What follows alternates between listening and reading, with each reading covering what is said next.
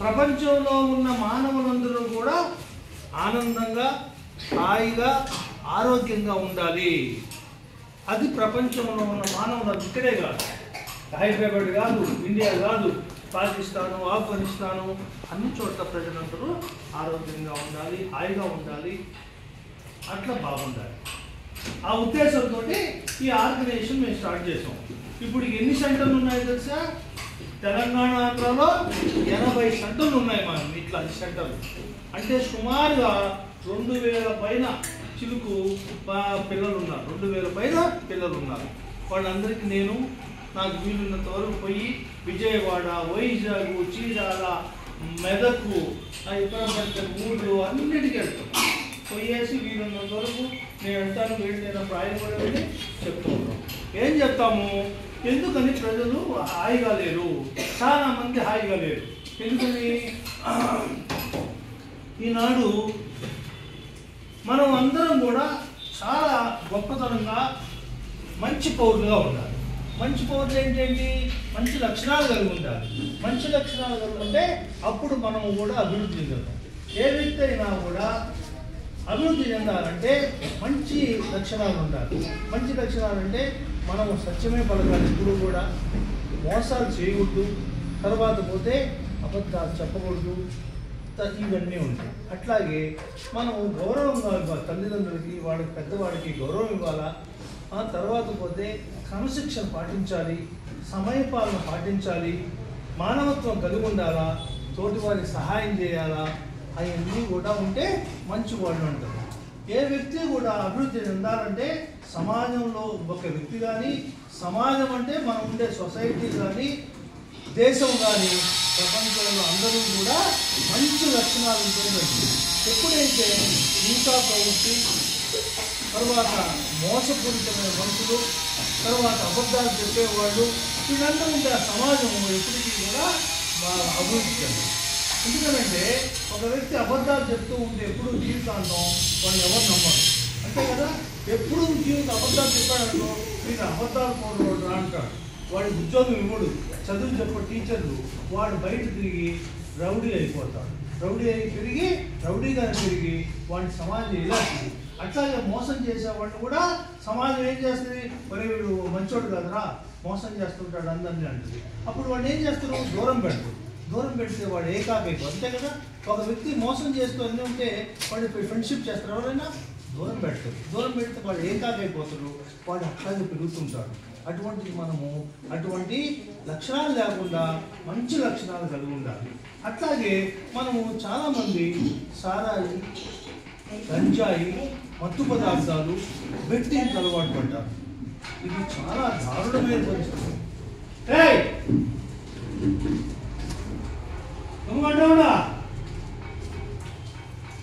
ఎవరైనా ఖరీదించాలంటే బయటికి పంపించారట. చాలా ఇది దారుణమైన పరిస్థితి. ఒకప్పుడు రోజుల్లో చిన్నపిల్లలకి అసలు తెలిసేది కాదు. సారాయి అనేది కానీ, గంజాయి అనేది కానీ, తర్వాత పోతే మత్తు పదార్థాలని కానీ, బెట్టింగ్ అనేది తెలిసేది కాదు. కానీ ఈ మొబైల్ వచ్చిన తర్వాత చాలా దుర్మార్గం అయిపోయింది. మొబైల్లో చాలా నీచమైనటువంటి వస్తువు ఉంది. ఎన్ని బూతులు వస్తున్నాయి.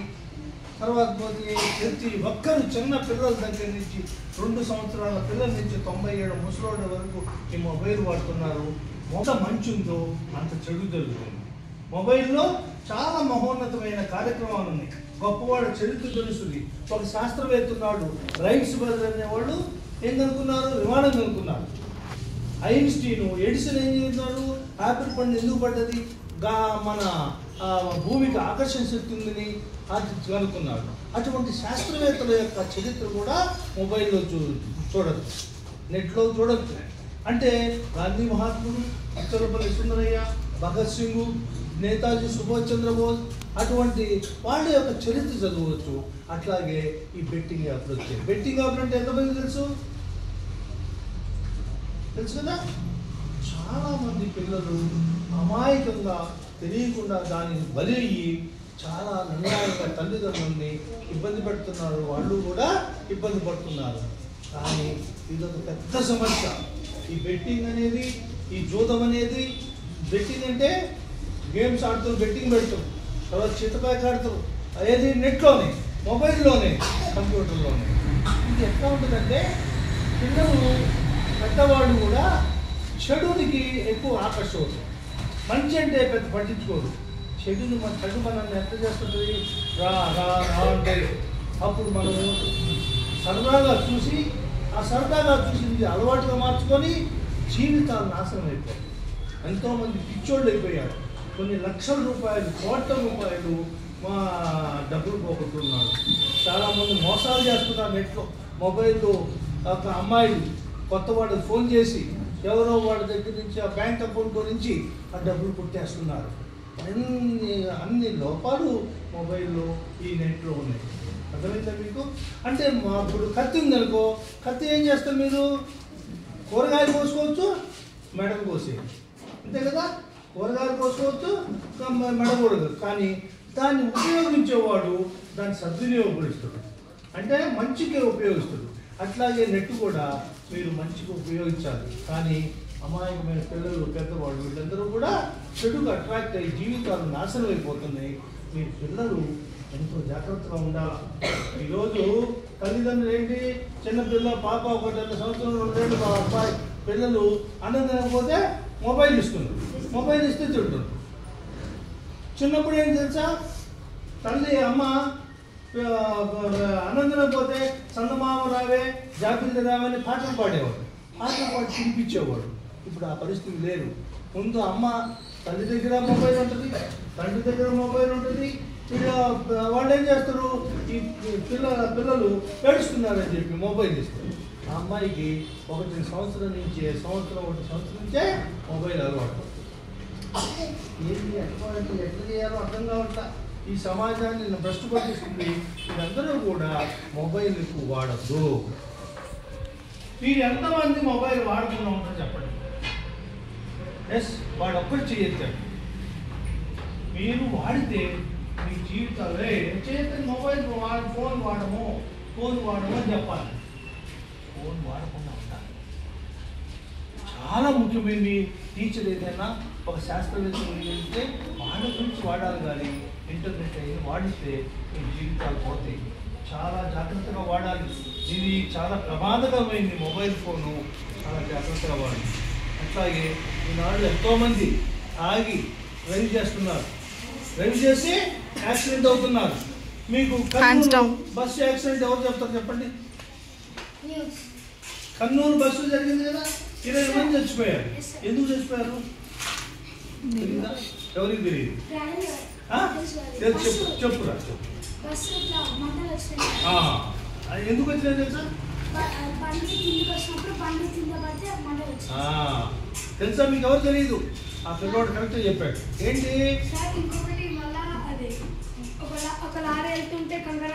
ఆగిపడు వాడు, తెలుసు కదా? చూడు, ఇక్కడ పొరపాటు ఎక్కడ, కర్నూలు దగ్గర 2 పిల్లవాడు తెల్లవారుజామున 2 గంటల 20 నిమిషాలకి అర్ధరాత్రి మోటార్ పెట్రోల్ కొట్టించుకున్నారు, తాగారు. తాగి కర్నూలు రోడ్ డివైడర్ కొట్టేశారు. రోడ్ డివైడర్ ఉంటుంది మధ్యలో కొట్టేశారు. కొట్టేసి ఏమైంది, వాడు చచ్చిపోయాడు. డ్రైవ్ చేసేవాడు చచ్చిపోయాడు, తాగి ఉన్నాడు, చచ్చిపోయాడు. చచ్చిపోతే వీడు వెనకోడు భయపడ్డాడు. పోలీస్ కేసు వేద్దాము నన్ను. వాడు మోటార్ సైకిల్ని రోడ్డు మీద వదిలేసి వీడు స్పీడ్గా వచ్చి మోటార్ సైకిల్ ఎక్కించేసి, ఎక్కితే ఏమైందిరా? ఏమైంది? ట్యాంకు, పెట్రోల్ ట్యాంకులో నుంచి పెట్రోల్ పోయి లీక్ అయ్యి అదంతా మంట వచ్చి కాదు. సుమారుగా 20 మంది చచ్చిపోయారు ఆన్ ది స్పాట్.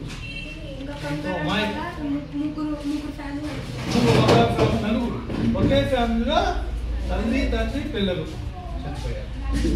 ఇక్కడ తప్పు చనిపోయిన తప్పుందా పాపం? వాడు ప్యాసింజర్లు పాపం అమాయకంగా మనలాంటి ప్యాసింజర్లే. తప్పు చేసింది ఎవరు? ఆ మోటార్ సైకిల్ తాగినోడు, ఈ డ్రైవర్ తాగినోడు, ఇద్దరు కలిసి. అంటే వాళ్ళు చేసిన తప్పుకి 20 మంది చచ్చిపోయారు.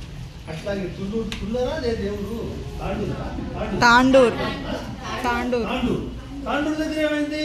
ఒక ఉదయాన్నే తెల్లవారు 4:05కి 10,000 ఆర్టీసీ బస్సు పోతా ఉంది. ఎదురుగా పెద్ద టిప్పరు కంకర వేసుకొని వచ్చి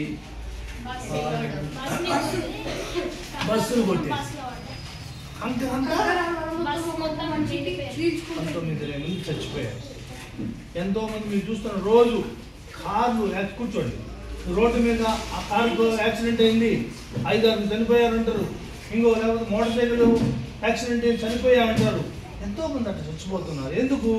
తాగి డ్రైవ్ చేసినందువలన వాళ్ళు చేసిన తప్పుకి వీళ్ళు చచ్చిపోతున్నారు. హైవేలు మీకు తెలుసా, ఆటోలో ఒక్కొక్కరు 10-12 మందిని ఎక్కించుకుంటారు. తెలుసా? ఆటోలో ఎప్పుడు హైవే రోడ్డు మీద 10-12 మంది కుక్కి వేస్తారు. యాక్సిడెంట్ పోతే మొత్తం చచ్చిపోతారు. తప్పేవారు